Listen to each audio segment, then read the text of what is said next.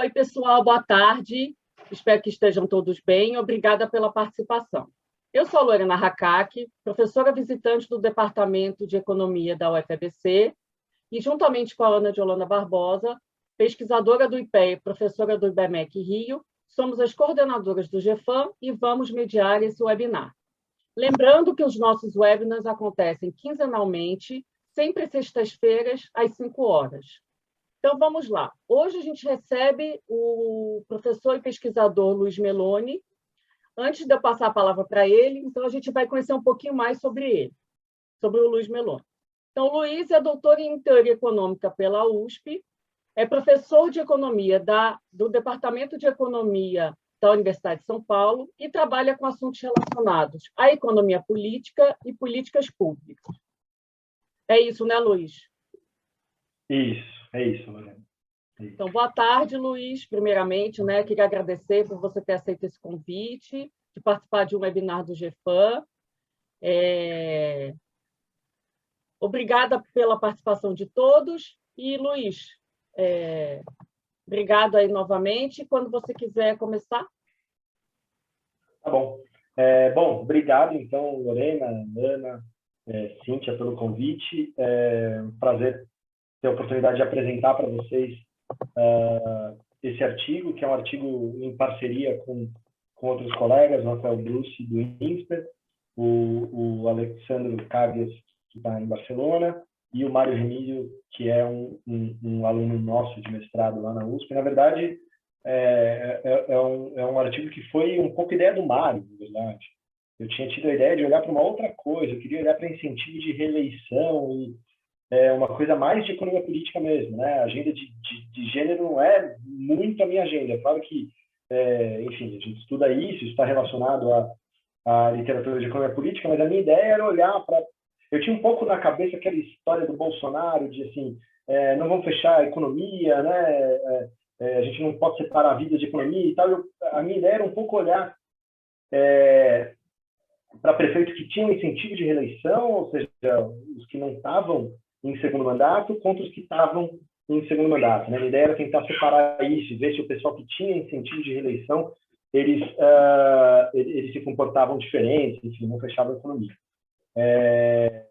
E aí o Mário estava no meio do curso de economia política, a gente estava olhando para essas coisas de gender, e aí o Mário teve uma ideia, ele falou, pô, a gente pode repetir esse exercício que já foi feito em outros papers e olhar para a pandemia e tal. E aí a gente acabou fazendo uma coisa que foi um pouco ideia aí do Mário, então, dando crédito aqui para o Mário, que é um aluno de mestrado nosso, excelente aluno. Tá? Então, eu vou compartilhar a tela. Só para quem chegou depois, a Lorena me perguntou se as perguntas ficam para o fim ou para o meio. Eu não tenho nenhum problema com perguntas, então, enfim, fiquem à vontade para me interromper a hora que vocês quiserem. Tá? Então, vamos lá, deixa eu... Queria só tirar isso daqui. Eu vou apresentar assim, meio tela, não sei se fica bem para vocês, porque assim eu consigo ver o rosto das pessoas que estão com o vídeo, eventualmente. Tá bom? Acho que funciona bem. Posso começar, então, Lorena? Pode. Então, vamos lá. Por Bom, favor. O título do paper é essa brincadeira com Under Pressure, Women's Leadership During the COVID-19 Crisis. E o título do paper conta um pouco já qual é a contribuição do artigo. Eu vou contar para vocês que a gente tem algumas evidências já do papel de mulheres em políticas públicas, mas a nossa principal contribuição aqui é mostrar como elas se comportaram de maneira diferente numa situação digamos assim, de pressão, né? Onde você tinha poucos recursos ali para fazer política e as mulheres acabaram, de alguma maneira, conseguindo se sobressair em relação aos prefeitos homens. Tá? Então, quando a gente olha para a literatura de economia política, a gente sabe que os líderes eles têm um papel muito importante. Tá? Então, isso, independente, não independente, mas assim, para além do papel que as instituições formais têm na adoção de políticas, no desenvolvimento de um país, os líderes, eles também têm um papel muito importante. Aí tem o paper clássico do Ben Oaken e do Jones, enfim, tem outros papers na literatura que apontam nesse sentido, né?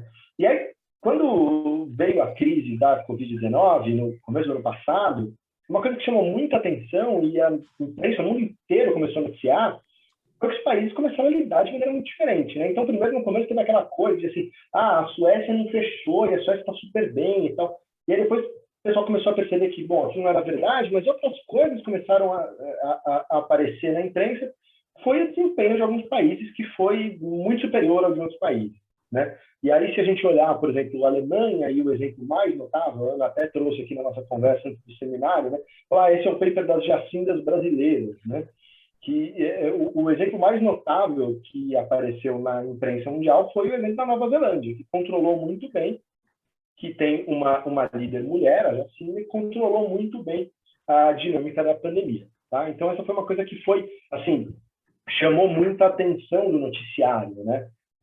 Então, esse paper surgiu um pouco disso, né? Quando o Mário falou para a gente olhar para essa questão, quando ele deu a sugestão, a gente pensou, isso, do ponto de vista de política pública, faz muito sentido, né? Porque quando a gente olha evidência anedótica, olhando aqui como os países lidaram com a pandemia, parece que faz sentido realmente essa ideia. E aí, quando a gente olha na literatura de economia política, agora saindo um pouco da motivação de política pública e olhando para motivação, digamos assim, um pano de fundo teórico da literatura, né? Existe uma literatura que mostra que a liderança de mulheres, ela é bastante importante e ela tem um impacto bastante relevante em outcomes sociais e econômicos, né? Então, aí, enfim, tem uma série de evidências, tem um paper clássico da Esther Duflo na Índia, né?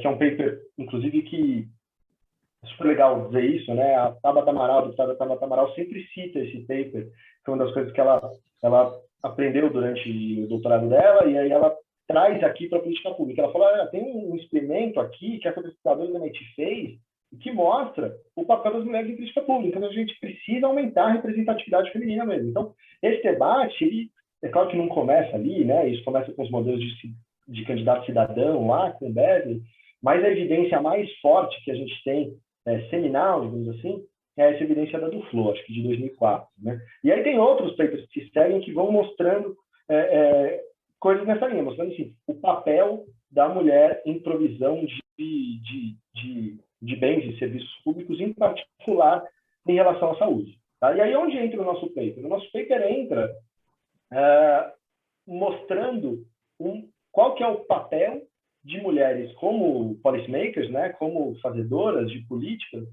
num ambiente de crise, num ambiente onde você não tem espaço. Eu vou mostrar aqui para vocês. Então, não é que as prefeitas mulheres elas gastaram mais em saúde ou elas aumentaram o número de camas de hospital, de leitos de hospital.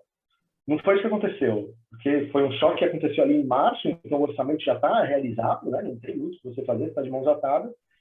E aí as prefeitas encontram soluções, digamos assim, criativas dentro do conjunto de possibilidades delas. Né? Então, essa é a grande contribuição que a gente tem, mostrar que as mulheres tiveram um papel relevante num contexto muito particular, onde as ações eram muito limitadas. Tá? E aí tem alguns artigos que fizeram estudos nesse sentido, que fizeram alguns estudos olhando para também inspirado nessa evidência anedótica, né, de países que têm líderes mulheres são melhores do que países que têm líderes homens. Alguns papers olharam para isso. Tem até, eu estou vendo que a Ana Fava está aqui na audiência, a Ana tem um paper bem legal que olha para isso. Né? E aí, o que a gente faz aqui é pegar emprestado um exercício empírico que já tinha sido feito na literatura, que é o exercício de close election. Né? Então, eu não sei a audiência, eu vi que tem alguns alunos aqui de graduação, então eu vou tentar também contar um pouco da intuição dos exercícios empíricos. Né? Então, a gente pegou esse exercício de eleições apertadas que existe na literatura. É o Luiz se apresentando. Oi? Pode. Acho que a Ana... desculpa, o Mauro entrou, eu falei que você estava apresentando, desculpa. Eu não vi que estava desmutado. Imagina.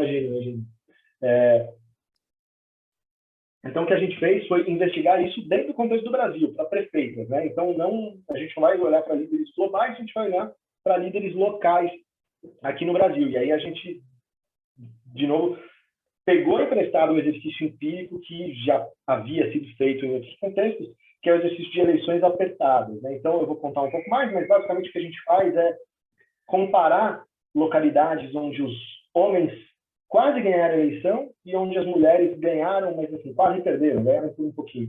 Então, esses lugares, na média, eles devem ser muito parecidos em relação a preferências políticas e em relação a visões relacionadas a gênero e a políticas relacionadas a isso, né? Então, a gente pode comparar esses lugares e ver como eles se saíram na pandemia, tá? Eu vou contar um pouco mais dessa estratégia, mas aqui estou tentando só motivar um pouco o nosso exercício, tá bom? Alguma pergunta?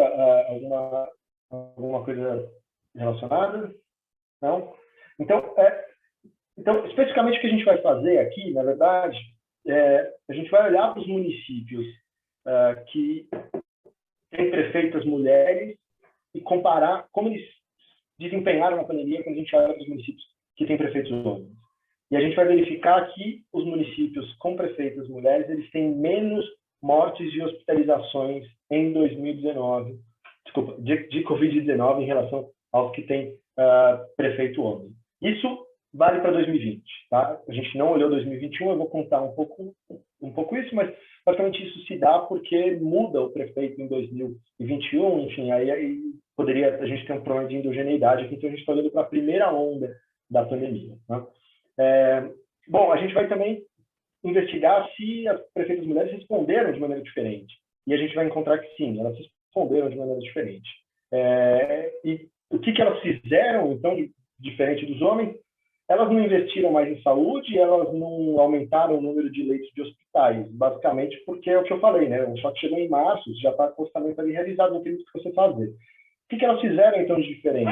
Elas adotaram mais as chamadas medidas não farmacológicas. Então, a gente tem uma pesquisa aqui que a gente se valeu, que foi feita com a Confederação de Prefeitos, de um artigo que foi publicado na Nature, a gente se vale dessa pesquisa aqui, e aí a gente investiga quais as medidas que foram adotadas por prefeitas mulheres e prefeitos homens, né? A gente vai ver que prefeitas mulheres adotaram mais uso de máscara, proibição de aglomeração e, de maneira geral, o número de medidas não farmacológicas que elas adotaram foi maior do que dos homens, né? E aí o último resultado, que é um resultado interessante, né? A nossa submissão foi um dos pontos, né, que os pareceristas pediram, eles pediram para entender um pouco mais esse resultado. A gente encontra que o resultado é mais forte em municípios que têm onde os eleitores apoiam muito fortemente o Bolsonaro, né?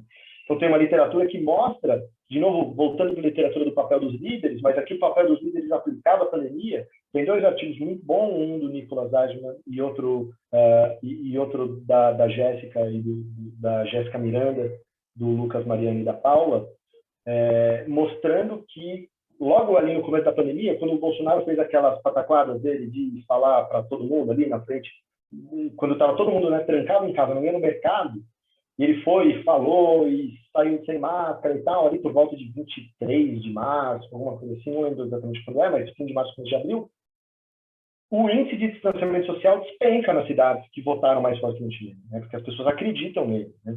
Então, com base nesse resultado, a gente investigou se esse efeito é maior nos municípios que votaram mais no Bolsonaro. E a gente encontra que o que sugere que os líderes locais têm um papel muito importante em contrabalancear os líderes nacionais quando eles têm esse tipo de postura negacionista numa crise dessa, né? Tá? E aí, do ponto de vista metodológico, o que a gente vai fazer aqui é usar uma regressão descontínua. Então, é o que eu falei para vocês, a gente vai comparar lugares. Oi, Paula. Oi, tudo bem?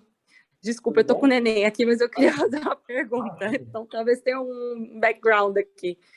Mas vocês chegaram a avaliar, por exemplo, se essa diferença é pelo fato de ser mulher mesmo, ou se é, sei lá, o partido político que as mulheres, em geral, se afiliam, que ele é diferente, ele é menos conservador, ou se, por exemplo, elas estavam concorrendo menos para o segundo mandato, e aí adotaram esse tipo de política. Vocês chegaram a olhar um pouquinho para esses pontos?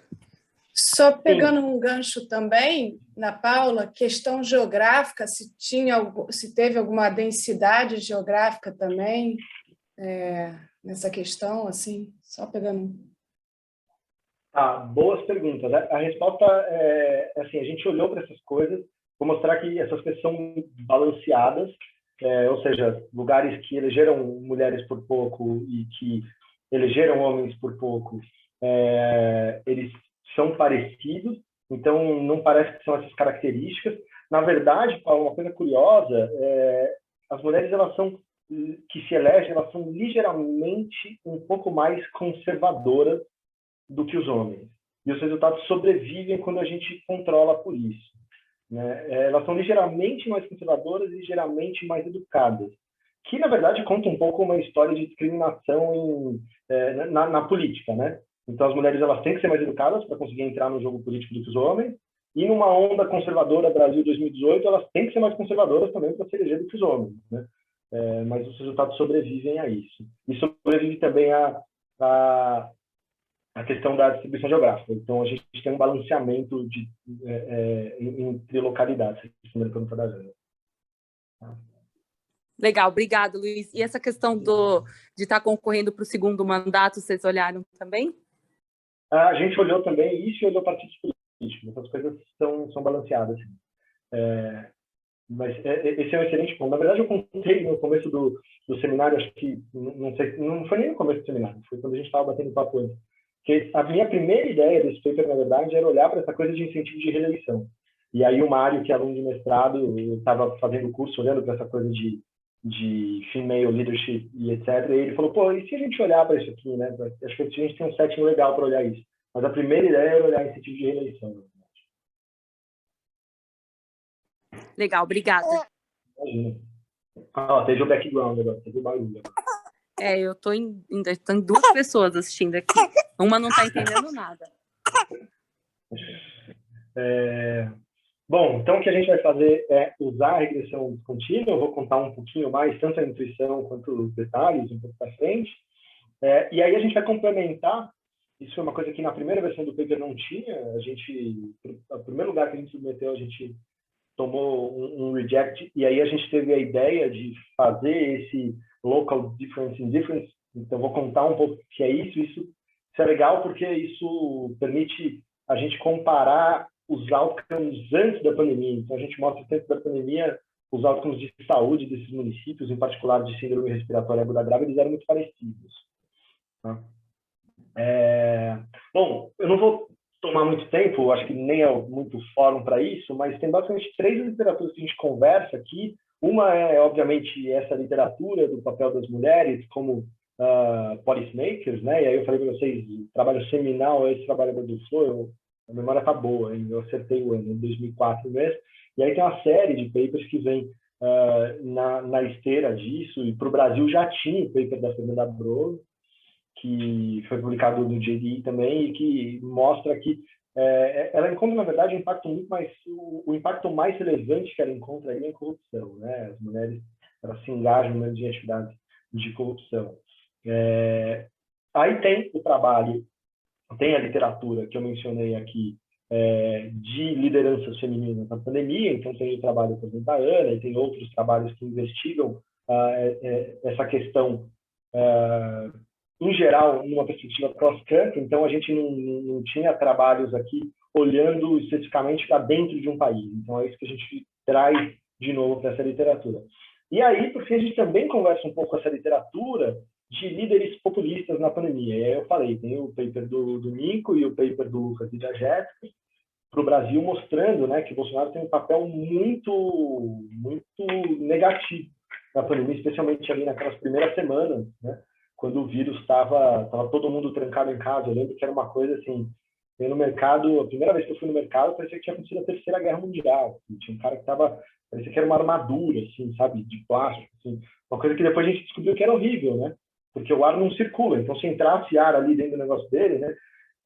Enfim, naquela época o Bolsonaro promovendo aglomeração, e é isso que eles pegam nesse paper dele, nos 2 papers que são são bem legais. Os papers são meio contemporâneos, contam uma história bastante parecida.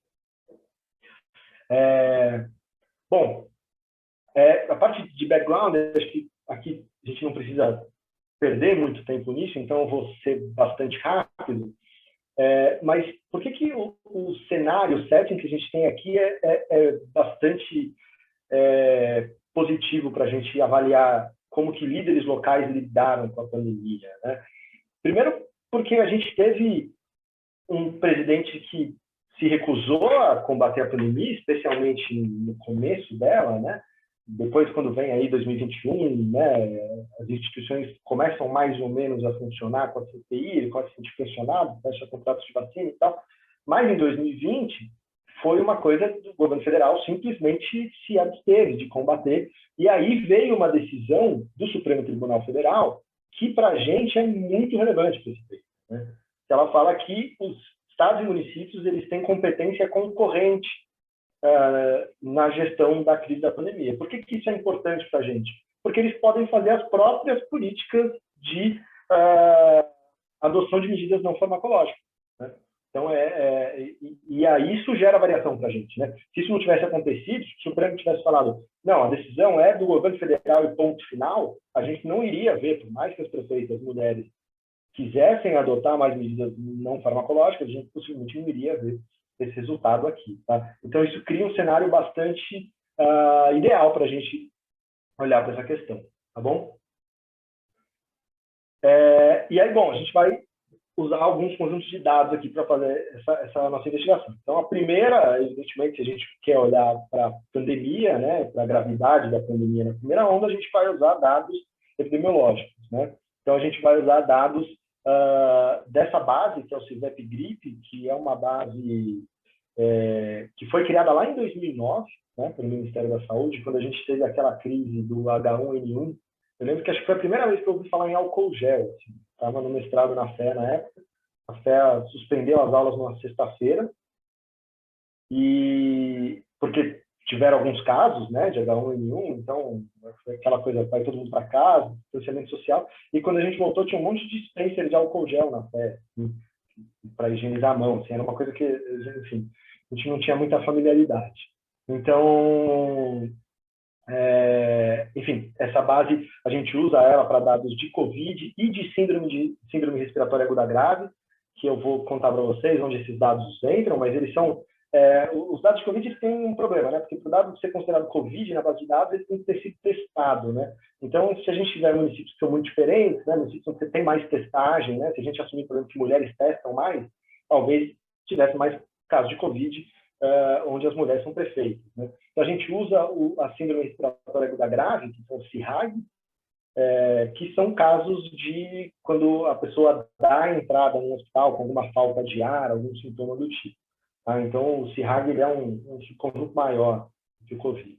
Então, a gente tem informações de políticas, né? Então, a gente tem dados de gastos que vêm diretamente do FINBRA, a gente tem dados de leitos hospitalares que vêm, de novo, do Ministério da Saúde, e aí a gente tem essa base que eu falei, que foi publicada nesse artigo da Nature, que fizeram em parceria com a Confederação dos Prefeitos do Brasil, onde eles fizeram pesquisas telefônicas com os prefeitos perguntando quais as medidas não farmacológicas eles tinham adotado, né? Então, eles ligam e perguntam, em algum momento você fez proibição de aglomeração, em algum momento você fechou comércios não essenciais, né? Em algum momento você fez cordão sanitário no município, ou seja, ninguém entra, ninguém sai, etc.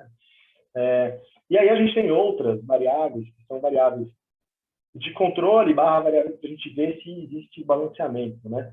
Então, a gente tem que garantir que os grupos onde você tem prefeitos homens e prefeitas mulheres, eles têm que ser similares, para que a gente possa fazer comparação e dizer que o efeito está vindo, de fato, do gênero do prefeito, e não de outras características, né? Então, é o que a Paula falou, ou que a Ana falou, né? Se, de repente, as prefeitas mulheres estivessem mais no sul do país e, por alguma razão, a pandemia afetou menos o sul do país em 2020, isso poderia ser um problema. Então, a gente tem que testar isso e a gente usa informações aí do Censo, da Munic, né, que é a pesquisa de perfil dos municípios, do Ministério da Saúde e do próprio TSE, para verificar se existe alguma diferença, né, entre partidos. Então, será que as mulheres que estão aqui se elegendo, elas são mais de determinado partido, né? O que a Paula falou, e aí, será que o efeito é porque elas são de determinado partido, não porque são mulheres, né? Então, a gente olha para isso também, tá?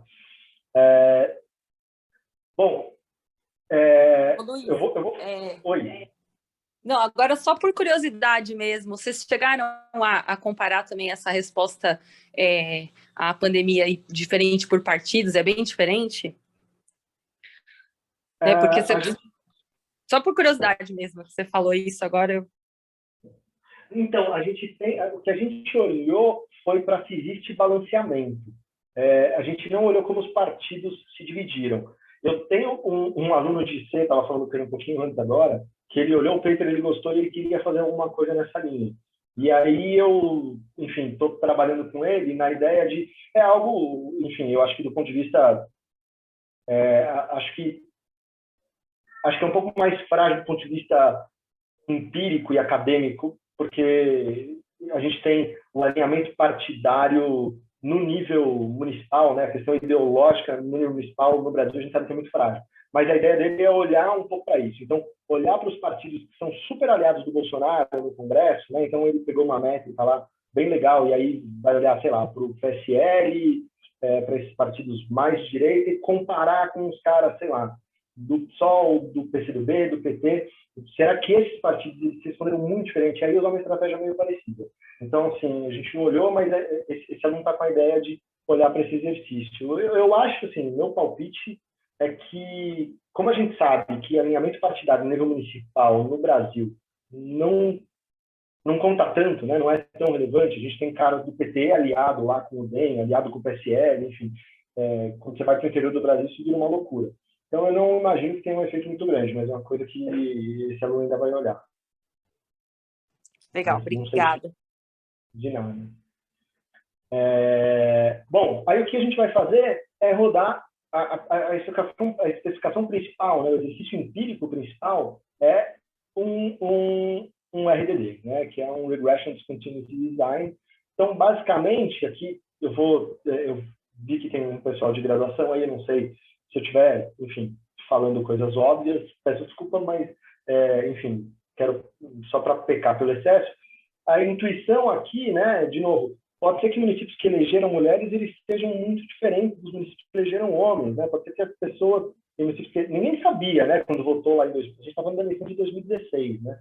Ninguém sabia que ia chegar uma pandemia, mas pode ser que a população de municípios que em 2016 votou em mulher seja muito diferente de municípios que elegeram homens, né? Se preocupe mais com aspectos de saúde, seja mais cuidadoso com a saúde. E aí a gente observaria um número menor de casos de Covid naturalmente, né? Então, o que a gente faz, a estratégia aqui é comparar lugares onde a margem de voto foi muito apertada. Então, primeiro a gente restringe para municípios onde concorreu uma mulher e um homem. E aí, não adianta a mulher ter ganho com 70 e o homem ter perdido com 30, né? Porque são lugares muito diferentes, né? Onde a mulher recebeu 70% dos votos, a população possivelmente é muito diferente de onde a mulher recebeu, digamos, 20% dos votos. Então, vamos olhar para lugares onde a mulher recebeu, digamos, 55% e comparar com lugares onde a mulher recebeu 45%. Ela perdeu por um pouquinho, né? E aí, o que a gente tem que fazer é, definidos esses grupos, né? Os grupos onde a mulher ganhou com uma margem apertada e onde a mulher perdeu para um homem por uma margem apertada, definidos esses grupos, vamos investigar se esses grupos são parecidos, né? Então, essa é basicamente a ideia da estratégia de regressão descontínua, que é o que a gente faz nesse paper, tá? Então, a primeira coisa que a gente tem que fazer é fazer esse teste de manipulação, né? Mostrar que não tem manipulação aqui da variável que define a descontinuidade, né? Então, a variável que define a descontinuidade aqui é margem de vitória, né? Então, se observasse muita gente de um lado ou de outro aqui da descontinuidade, estaria sugerindo para a gente algo estranho, né? Como a gente está falando de eleições de margem de vitória, é muito difícil que essa variável seja manipulada, mas isso é importante em alguns trabalhos de RDD, né? Principalmente quando o que define a descontinuidade é o tamanho da população, né? Então, tem vários papers, né? O Rafael Corbi, do nosso departamento da ANAFET, tem um paper excelente que usa a descontinuidade de FPM, né?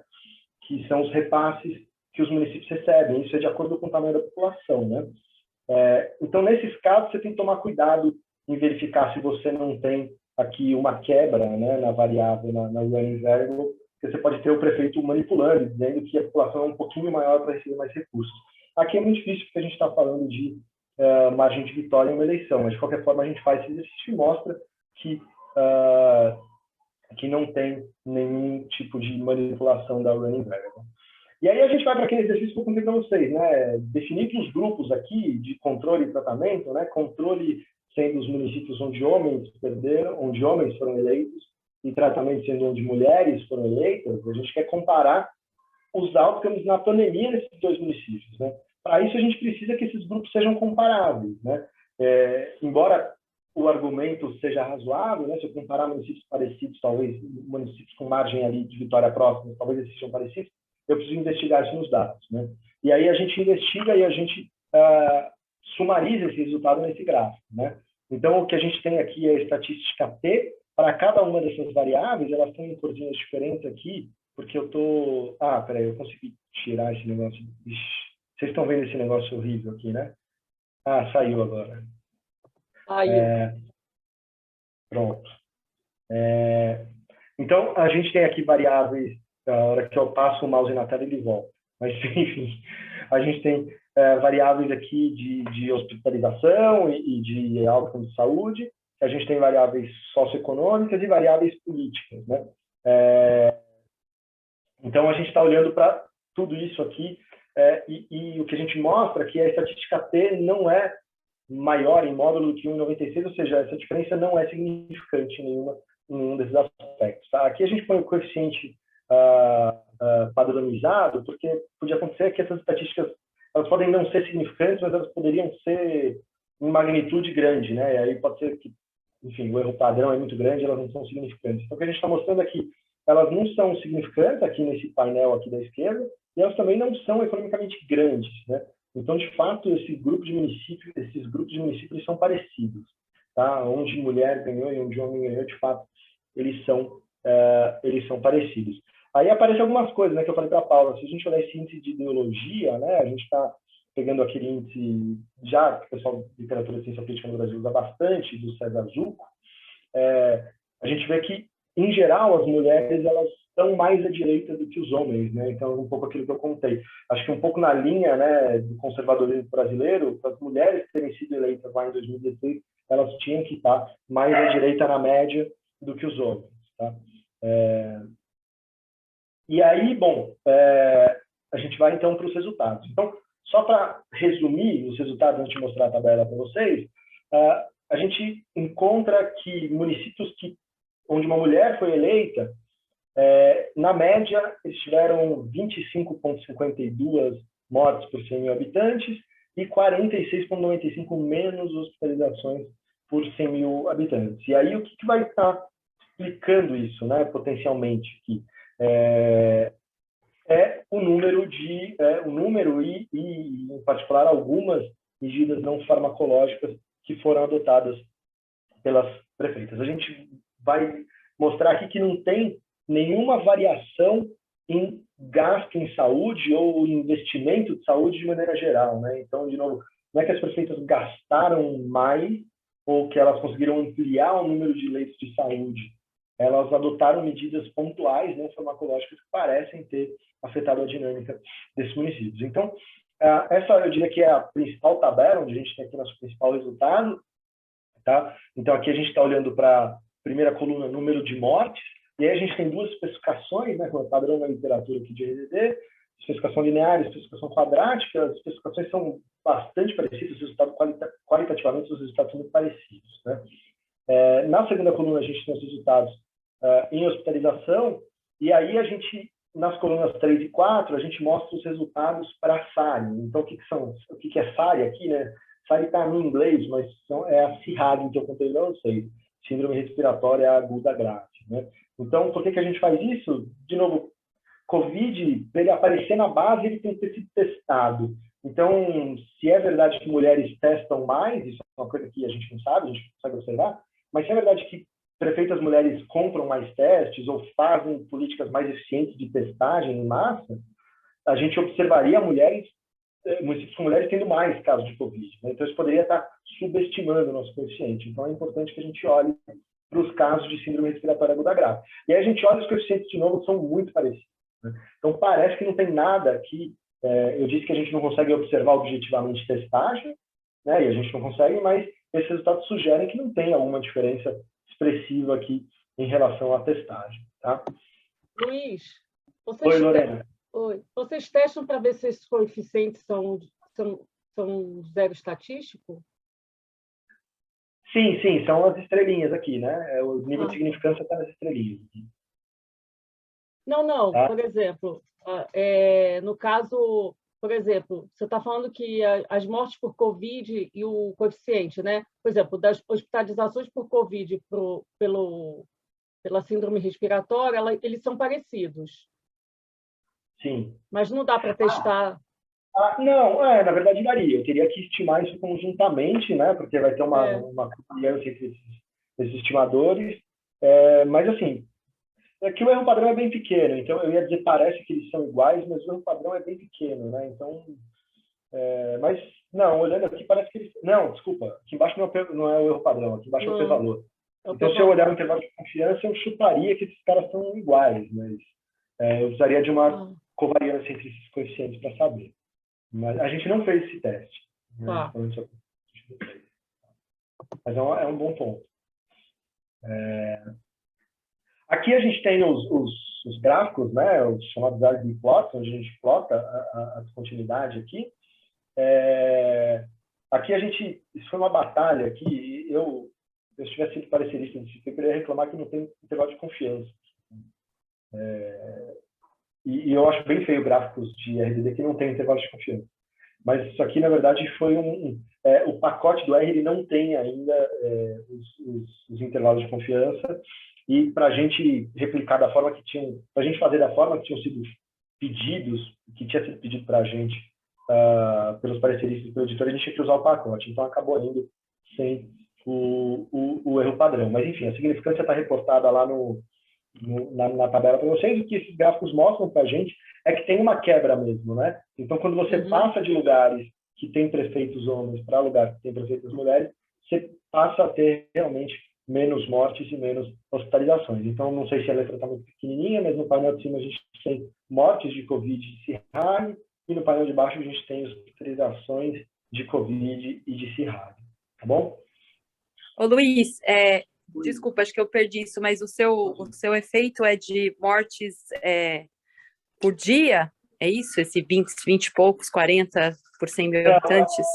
Não, é uma excelente pergunta, Paula. Na verdade, eu não fui claro nisso. A gente está olhando para 2020, para a primeira onda. Então, o que a gente olha é o acumulado no ano. O ano inteiro. Tá. Tá, então, desculpa, obrigada. Não, imagina, eu falei aqui. Eu disse que eu ia contar um pouco isso e eu acabei não contando. Por que a gente olha para 2020 e não para 2021? Né? Bom, primeiro a gente começou a trabalhar nesse paper, enfim, março, abril, ali mais ou menos. Então, a gente ainda, 2021, estava acontecendo, a segunda onda ainda estava no pico, na verdade. Né? Mas a ideia aqui é não confundir nenhum tipo de incentivo eleitoral, para não ser aquele incentivo que você levantou, né, Paula, de poder se reeleger ou não, e a gente olha para o balanceamento nisso, mas, para além disso, a gente não queria confundir nenhum incentivo eleitoral. Então, a gente olha para prefeitas que foram eleitas lá em 2016, portanto, antes da pandemia, ninguém sabia que a pandemia ia acontecer, e aí chegou um choque e é o último ano de mandato. Esse pessoal vai ter que se virar. Então, a gente olha para isso, e aí a gente olha o acumulado em 2020, foi uma estratégia um pouco... Esse aqui é um short paper, né? Então, a gente optou por não entrar numa seara que eu acho que poderia ser bastante complicada, que é a questão da dinâmica da pandemia, né? Então, em alguns lugares a pandemia pode ter chegado antes, pode ter chegado depois. A verdade é que a pandemia chega em março e quando lá em dezembro ela está bem mais tranquila no Brasil todo. Então, faz sentido, de certa maneira, se olhar para o acumulado de 2020 e olhar para o acumulado da primeira onda. Foi isso que a gente fez. Tá? Mas acho que olhar comentário mais geral, assim, acho que faz sentido, inclusive, olhar e ver como que foi. Isso é uma coisa que uma jornalista que cobriu o paper perguntou para a gente, né? Se a gente olhou para o desempenho eleitoral das prefeitas, será que elas foram melhor no fim das contas, né? Outra pergunta é, será que os municípios elegeram mais mulheres em razão dessa resposta da pandemia, né? Acho que e aí, como é que as prefeitas foram na segunda onda da pandemia? Então, essas são questões que podem ser olhadas.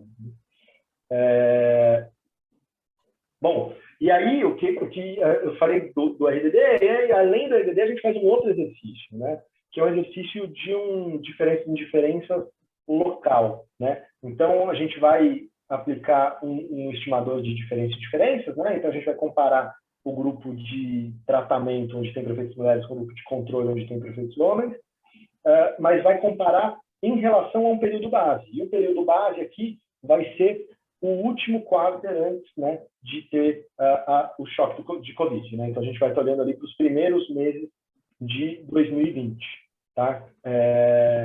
E aí, qual que é a vantagem disso aqui? A vantagem é que a gente consegue mostrar que vale a tal da hipótese, né, que é muito importante para a identificação de diferenças, de tendências paralelas, né? O que quer dizer isso, né?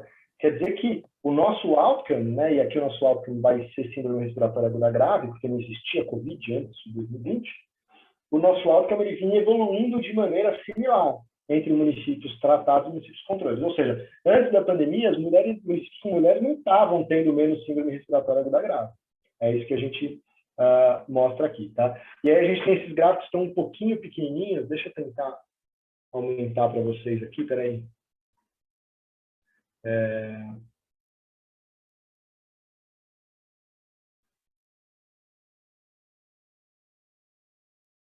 Então, só mostrando um deles aqui, menorzinho, depois eu mostro a figura completa para vocês. O que a gente tem aqui, né, são trimestres, né? Então, a gente está comparando em relação ao primeiro trimestre de 2020, né? E se você olha para trás, né, não tem nenhuma diferença significativa em número de casos de síndrome respiratória aguda grave entre municípios que são chefiados, digamos assim, por mulheres e que são chefiados por homens. Quando chega a pandemia, os municípios que têm mulheres prefeitas passam a ter um número menor de SARI, e esse número passa a ser significativo ali, especialmente no último trimestre. Tá? Então, isso aqui foi uma estratégia complementar que a gente acabou fazendo, enfim, que ela serve para a gente mostrar essa hipótese de tendência paralela e mostrar a dinâmica do efeito ao longo dos trimestres. Tá? Por fim, ainda não, né? Ainda falando um pouquinho de mecanismo, né? Então, o que as prefeitas fizeram de diferente? Então, o que essa tabela vai mostrar, e aqui eu volto para o mundo do RDD, tá?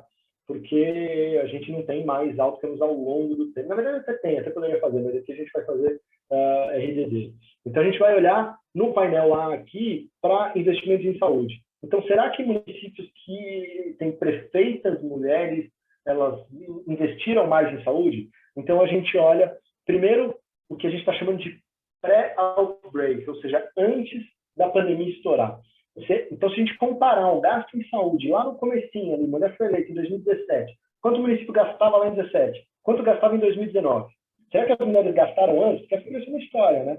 Os municípios onde as mulheres são prefeitas foram melhor na pandemia porque elas se prepararam melhor. A literatura mostra, né, que mulheres têm uma demanda maior por saúde, têm uma preferência maior por saúde e, quando policymakers, investem mais em saúde. Então, poderia simplesmente ser que a pandemia chegou e, por um acaso, esses municípios estavam melhores. Não foi o que aconteceu. Elas não investiram mais em saúde antes da pandemia. Também não aumentaram mais o número de leitos de hospitais, nem o número de leitos de UTI. E será que foi... E se olhar depois do outbreak, né, depois da pandemia? E aí o que a gente faz é comparar o comecinho de 20 com o final de 20. Elas também gastaram mais. E aí é por uma questão realmente, assim, justamente já elas não conseguiriam, seria muito difícil remanejar recursos para gastar mais em saúde, né? Então não tem efeito em investimento em saúde, nem antes da pandemia, o que, dada a literatura, poderia ser justificado, nem durante a pandemia. Tá?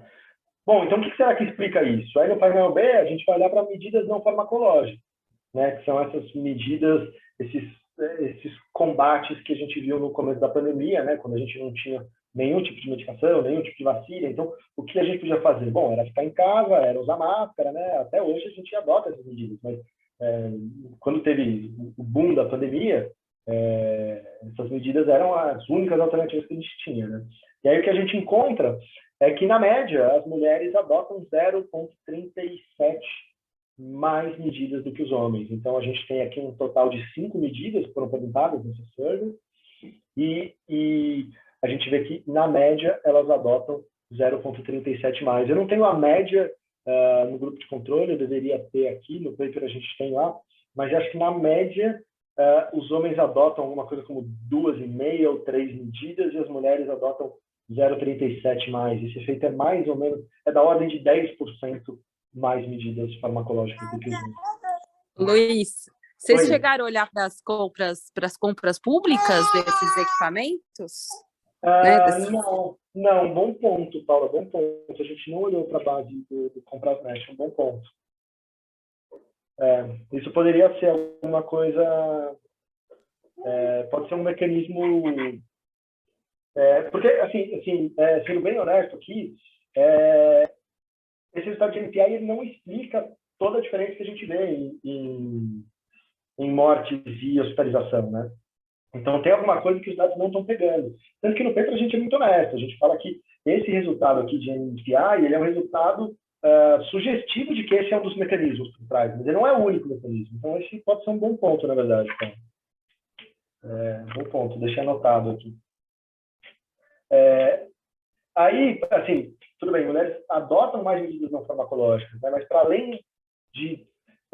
ok, mas quais medidas elas adotam, né? Então, a gente observa que elas adotam, em particular, requerimento de uso de máscara, proibição de aglomeração e o chamado cordão sanitário, né, que é o isolamento do município. A gente não observa diferença em fechamento de negócios não essenciais, então, mulheres e homens adotam aí na mesma proporção, na mesma ordem de grandeza, e restrição de transporte público também não tem grande diferença, né? Então, mulheres não adotam mais do que homens restrição de fechamento de transporte, de circulação de transporte. Essa em particular é uma medida que, na verdade, eu nem sei, nem tenho uma prior clara de qual seria o efeito, né? Porque se a cidade inteira continua funcionando e você diminui o número, acho que até conversei informalmente com a Lorena, né, disso, você diminui o número de transporte público circulando, na verdade, meio que a estratégia dá errado, né? Se você não para um município só diminui o número de ônibus, você até amplifica potencialmente os efeitos da pandemia. Mas, enfim, não tem efeito nessas duas variáveis. E aqui a gente tem... Fala, Paula, diga. Você já até sabe que sou eu por causa do Enem, né? Não, é porque eu ouvi o bebê. Desculpa, é que eu fico sozinha com ele essa hora. Imagina. Mas eu fiquei pensando aqui também, eu não sei se é fácil conseguir essa informação, também o gênero do secretário de saúde, né? Que pode ser, porque as mulheres podem...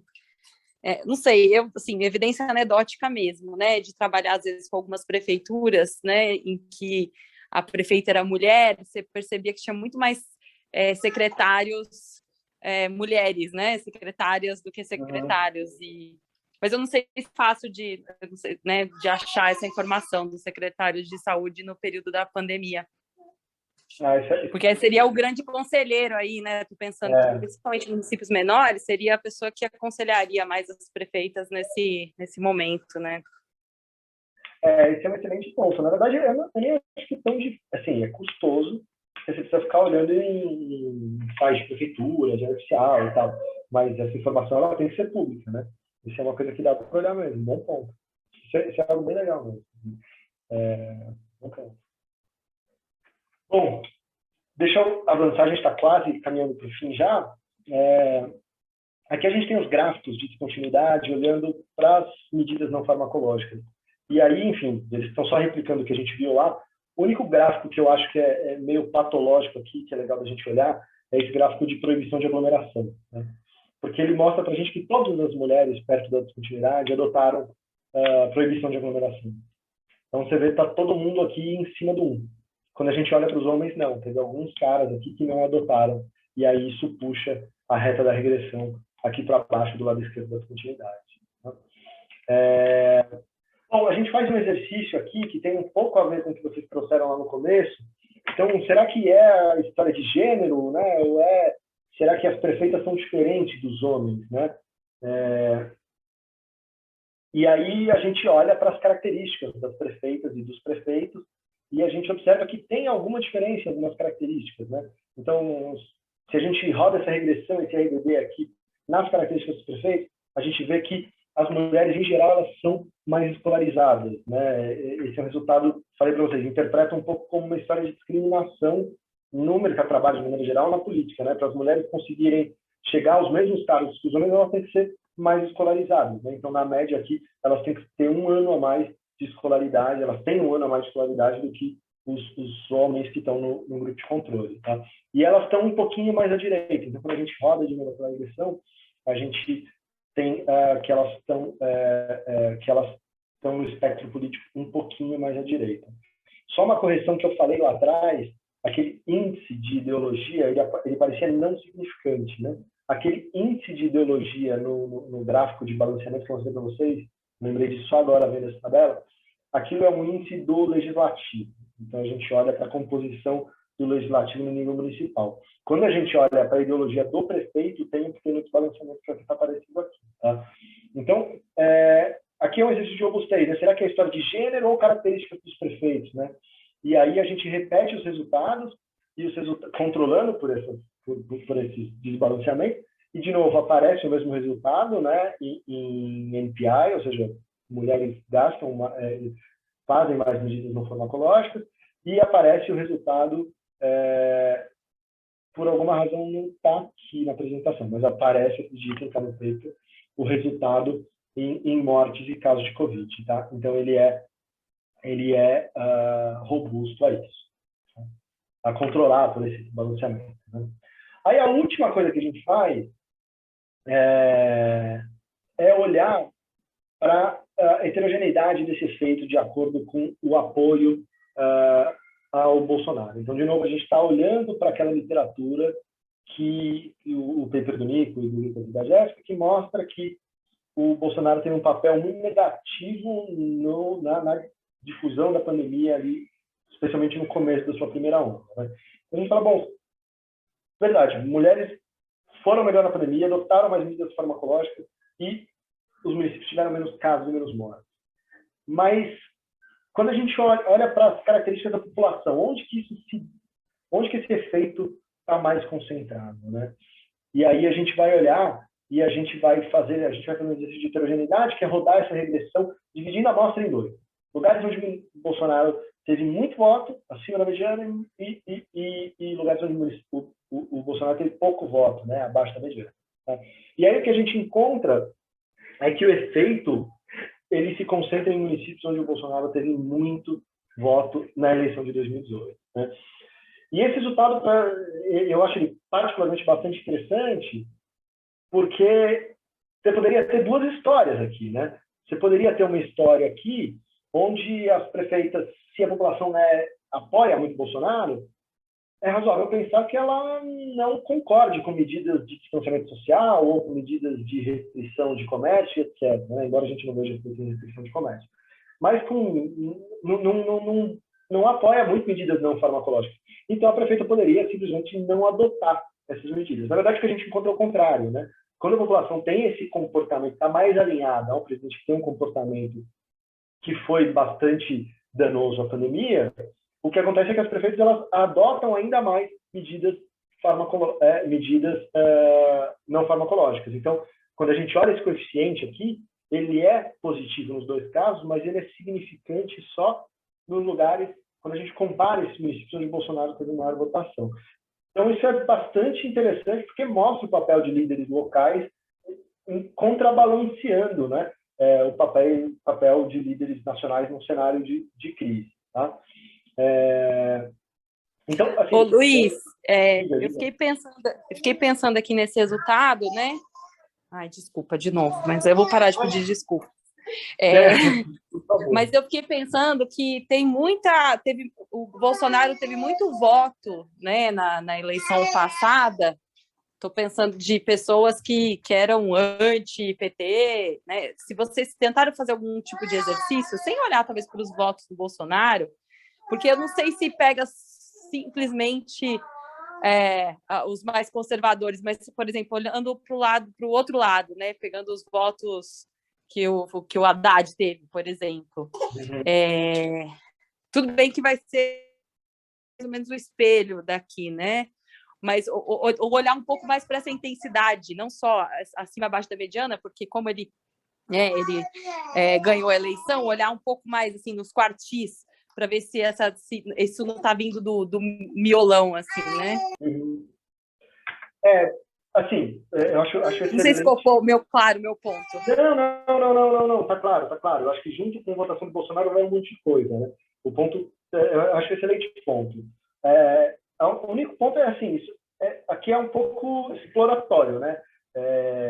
Parece que lugares onde o Bolsonaro, talvez eu tenha sido muito enfático aqui no ponto que eu estava valendo, né? O que parece, assim, o que a gente está vendo é que lugares onde o Bolsonaro teve a maior votação, o efeito foi mais forte, parece que o efeito está concentrado lá. Mas você tem razão, pode ter outras características desse município, pode ser alguma coisa relacionada a, sei lá, rejeição da esquerda, rejeição do PT. Podem ter outras histórias aqui, acho que você tem razão. Acho que uma boa sugestão que a gente não fez é olhar para os quartis. Eu acho que isso deveria, se é verdade que é uma história que a gente está contando aqui, isso deveria ser monotônico nos quartis, né? Deveria ser mais forte lá mesmo. Ou então olhar, isso aí você pegou do segundo turno? Vocês pegaram os votos do segundo turno? A gente faz para os dois. Eu de cabeça eu não lembro essa heterogeneidade aqui, mas eu lembro que a gente rodou para os dois. Agora sou eu aqui com o barulho, depois é a cachorra. Mas a gente olhou para os dois. Por quê, Paulo? Você ia falar um pouco da história da Haddad?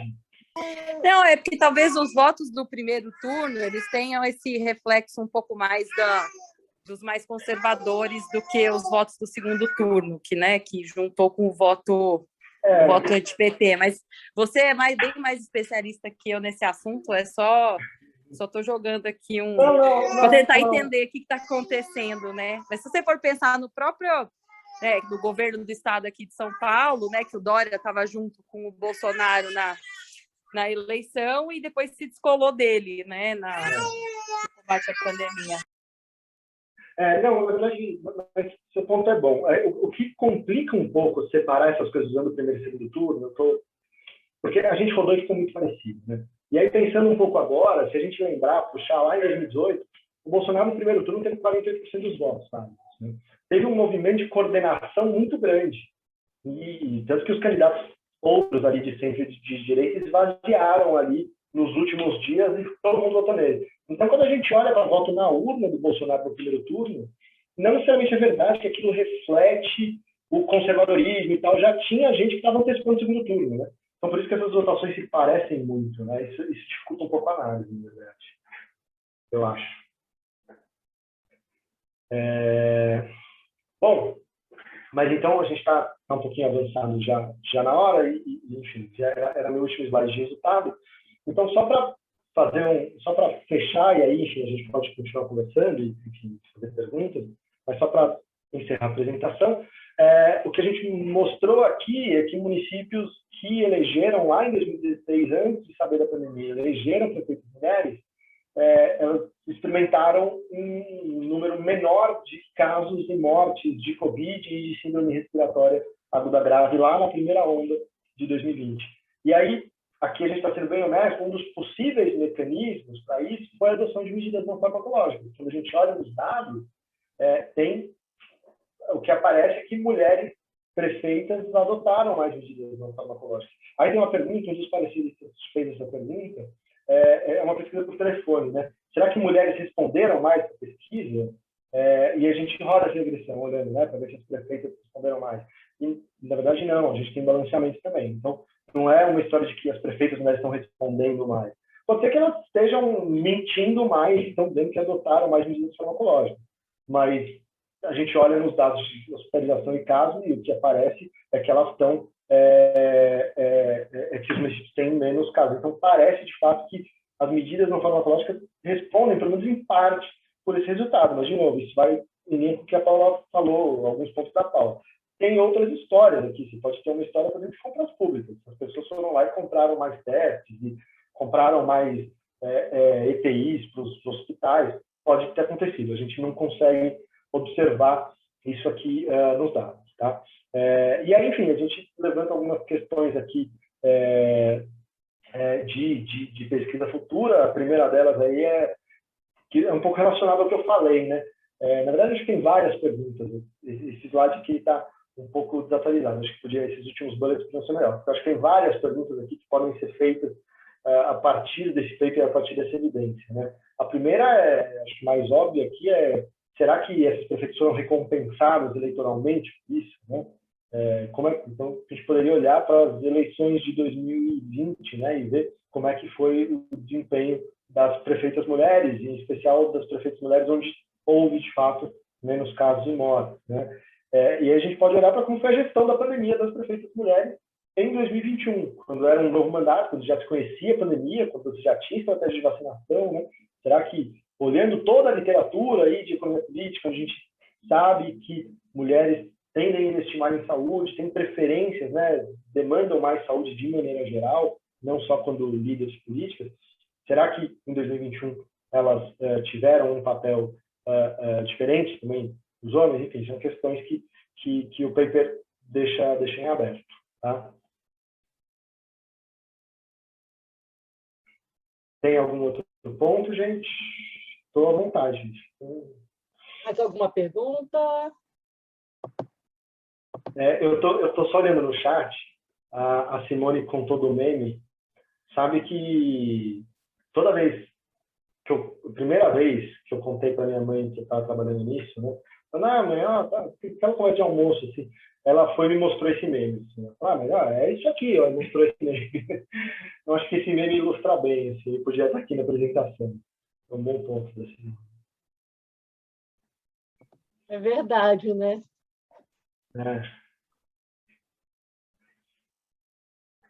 Então, mais alguma pergunta? Oi, Luiz, eu tenho uma questão que eu fiquei pensando, tudo bom? Eu fiquei pensando em outro possível canal de transmissão. Eu não conheço a literatura e também não sei como a gente poderia, como vocês poderiam controlar isso, né? Teria que ser meio manual, igual das secretárias. Mas não sei, pensei no uso de determinado canal de comunicação dessas prefeituras para as políticas de prevenção, entendeu? Como que elas fizeram essa... Seria por exemplo, Instagram, rede social, televisão, rádio? Foi um controle que eu pensei, que daí teria que ser manual também, né? Esse excelente ponto, Renan. A gente pensou nisso, a gente olhou para isso, mas não nesse nível de profundidade que você está falando. A gente olhou para isso na Munic, que é a pesquisa de perfil dos municípios. Lá tem, assim, o município tem um Facebook, o prefeito usa o Facebook, então essas informações tem lá. Para mim, o paper ia dar um puta salto, ia ficar muito mais legal se a gente conseguisse mostrar que é isso que está acontecendo. Porque, no fundo, eu acho que tem muito disso acontecendo, sim. A gente está falando de municípios muito pequenininhos, né? Eu sempre conto evidência anedótica de que em março desse ano, fevereiro desse ano, eu e minha namorada, a gente foi para Capitólio. A gente falou, vamos fazer aqui umas trilhas e tal, ficar isolado no Airbnb, né? Aquela coisa de não dá para viajar muito na pandemia. A gente chegou no município, a pessoa parou a gente no supermercado e falou: morreram 6 essa semana, viu? Foram os meninos jogar bola lá em BH, voltaram com vírus e tal. O pessoal olhou estranho, né? Que tinha gente de fora. Então, a gente está falando de municípios muito pequenos, né? Onde coisas muito pequenas importam. Então, eu acho que esse tipo de comunicação... Eu acho que as mulheres devem ter, sim, muito mais efetivas nisso. Mas isso é palpite, a gente, de fato, não consegue ver no dado. Eu acho que seu palpite é muito bom, a gente não olhou, porque, de fato, é muito custoso. E aí entra uma história de, né? Tá fazendo um paper de Covid e você tem que se preocupar em soltar logo e tal, porque é uma questão relevante e as pessoas querem ver. Então, a gente não poderia ficar, sei lá, 6 meses levantando esses dados.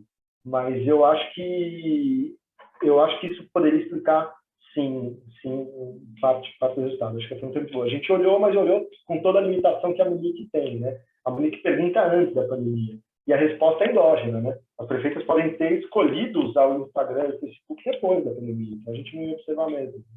Sim, eu comentei isso até por uma experiência anedótica mesmo, onde eu moro aqui, é uma cidade pequena, e o município usou muito, a prefeitura usou muito o Instagram, e daí o pessoal ficava, tem jornal local do município que é pequeno, e o pessoal compartilhava, assim, sabe, no grupo, e é um negócio de 1 caso, 2 casos, 3 casos, então é mais próximo, né, e dado que a amostra é de municípios pequenos, esse efeito pode ser, mas muito legal o paper, parabéns.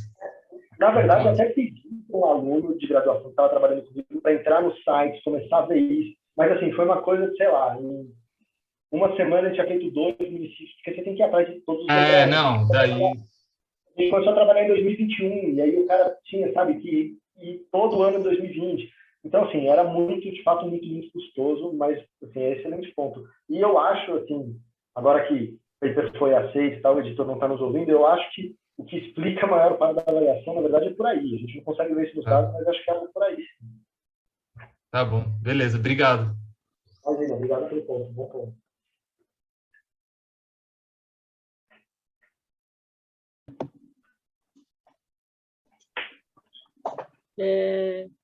Mais alguma pergunta, comentário? Não? Ok. Então, tá bom. Então, eu queria agradecer o Luiz pelo seminário, foi ótimo. Agradecer também em nome da Ana, e parabéns mais uma vez pelo aceite, né, do paper na revista. É sempre bom a gente ter um sim, depois de tantos nãos que a gente recebe, né? E também para avisar que o próximo webinar contará com a participação da Margot Souto, da Sergi Paris Universidade, Sergi Paris, com o trabalho Inheritance Rights and Women's Empowerment in the Labor and Marriage Markets, que vai ser daqui a 2 semanas. Então, espero vê-los no final do mês. Acho que é isso, gente. Mais uma vez, obrigada, Luiz. Imagina, obrigado a vocês pelo convite. Parabéns, Luiz. Obrigada. Excelente Obrigado. trabalho. Obrigado. Obrigada. Comentários, enfim. Obrigado.